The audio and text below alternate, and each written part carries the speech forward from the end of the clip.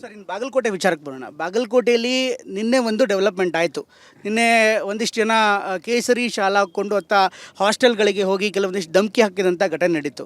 ಕಾಂಗ್ರೆಸ್ನವ್ರ ಕಾರ್ಯಕರ್ತರು ಅಂತ B J P ಹೇಳ್ತಾರೆ, ಕಾಂಗ್ರೆಸ್ನವ್ರು ಬಿ ಜೆ ಪಿಯವರೇ ಇದನ್ನು ಮಾಡಿರುವಂಥದ್ದು, ಅವರೇ ಈ ಥರ ಮಾಡಿ ಟ್ರೆಂಡ್ ಸೆಟ್ ಮಾಡೋಕ್ಕೆ ಹೋಗ್ತಿದ್ದಾರೆ ಅಂತ ಹೇಳ್ತಾರೆ. ಇದನ್ನು ಯಾವ ರೀತಿ ನೋಡ್ತಿದ್ದೀರಿ?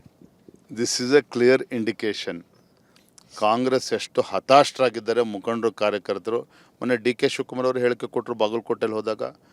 ಚರಂತಿ ಮಟ್ಟವರು 9-10 ಸಾವಿರ ಬೋಗಸ್ ವೋಟರ್ಸನ್ನು ರೆಡಿ ಮಾಡಿದ್ದಾರೆ, ನಾವು ಬಿಡೋದಿಲ್ಲ ಅಷ್ಟು ಸುಲಭಕ್ಕೆ ಅಂತೇಳಿ ಬೆದರಿಕೆ ಹಾಕಿದರು. ಅದರ ಪರಿಣಾಮ ಕಾಂಗ್ರೆಸ್ ಪುಡಾರಿಗಳು ಅವರು ಇವತ್ತು ಹೋಗಿ ಅಲ್ಲಿ ಹಾಸ್ಟೆಲ್ ಹುಡುಗರು ಬೆದರಿಕೆ ಹಾಕ್ತಕ್ಕಂಥ ಕೆಲಸ ಮಾಡ್ತಾ ಇದ್ದಾರೆ ಅಂತ ಹೇಳಿದರೆ this shows the desperation of the Congress party.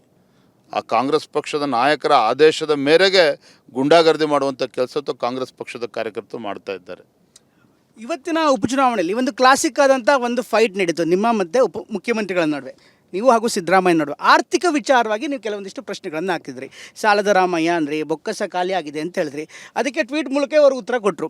ಅವ್ರು ಹೇಳ್ತಾ ಇರುವಂಥದ್ದು ಗ್ಯಾರಂಟಿಗಳಿಂದ ಜನಕ್ಕೆ ಅನುಕೂಲ ಆಗಿದೆ, ಕೇಂದ್ರದ ಮೋದಿ ಸರ್ಕಾರ ಎಷ್ಟು ಸಾಲ ಮಾಡಿದ್ದಕ್ಕೆ ಉತ್ತರ ಕೊಡ್ತೀರಾ, ಅದನ್ನು ಉತ್ತರಿಸದೆ ನೀವು ರಾಜ್ಯದ ಬೊಕ್ಕಸದ ಬಗ್ಗೆ, ಆರ್ಥಿಕ ವಿಚಾರದ ಬಗ್ಗೆ ಮಾಡ್ತಾ ಇರ್ತೀರಿ.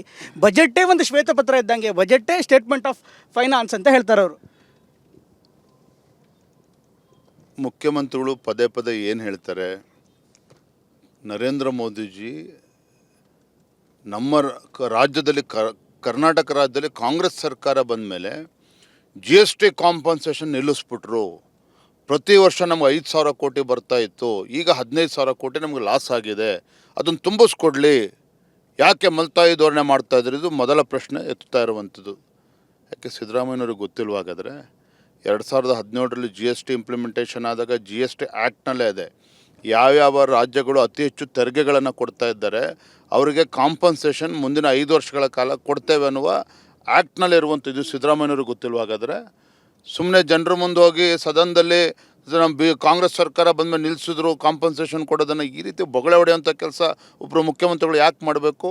ಎರಡನೇದು, ಸಿದ್ದರಾಮಯ್ಯನವರು ಎಷ್ಟು ಲಕ್ಷ ಕೋಟಿ ಸಾಲ ಮಾಡಿದ್ದಾರೆ, ಕೇಂದ್ರದಲ್ಲಿ ನರೇಂದ್ರ ಮೋದಿಜಿ ನೇತೃತ್ವಕ್ಕೆ NDA ಸರ್ಕಾರ ಎಷ್ಟು ಲಕ್ಷ ಕೋಟಿ ಸಾಲ ಮಾಡಿದೆ ಪದೇ ಪದೇ ಉಲ್ಲೇಖ ಮಾಡ್ತಾ ಇದ್ದಾರೆ.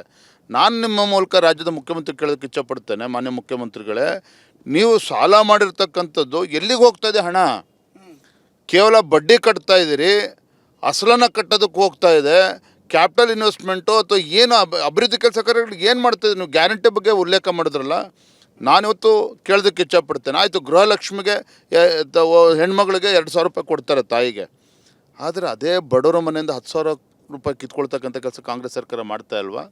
ಇವತ್ತು ಅಬಕಾರಿ ಇಲಾಖೆಗೆ 45,000 ಕೋಟಿ ಟಾರ್ಗೆಟನ್ನು ಕೊಟ್ಟು ಒಂದು ಬಡ ಕುಟುಂಬದಿಂದ ಇವತ್ತು ಎಕ್ಸೈಸ್ ಮೂಲಕ ಇವತ್ತು ಅದನ್ನು ಎಳೆಯುವಂಥ ಕೆಲಸ ಮಾಡ್ತಾ ಇಲ್ವಾಗಾದರೆ ಗಲ್ಲಿಯಲ್ಲಿ ಇವತ್ತು ಹೆಂಡದ ಅಂಗಡಿಯನ್ನು ತೆಗಿತಾ ಇದ್ದಾರೆ ಮುಖ್ಯಮಂತ್ರಿಗಳು.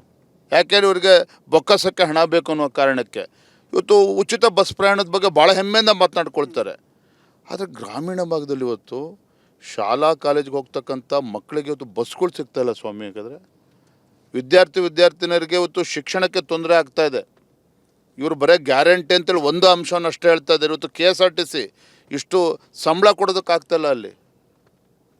ಅಂದರೆ ಆರ್ಥಿಕ ಸ್ಥಿತಿಗತಿಯ ಬಗ್ಗೆ ಒಂದು ಶ್ವೇತಪತ್ರ ಹೊರಡಿಸಿ ಅಂತ ಕೇಳೋದೇ ತಪ್ಪಾಗಾದ್ರೆ ವಿರೋಧ ಪಕ್ಷವಾಗಿ ನಾವಾಗಾದರೆ.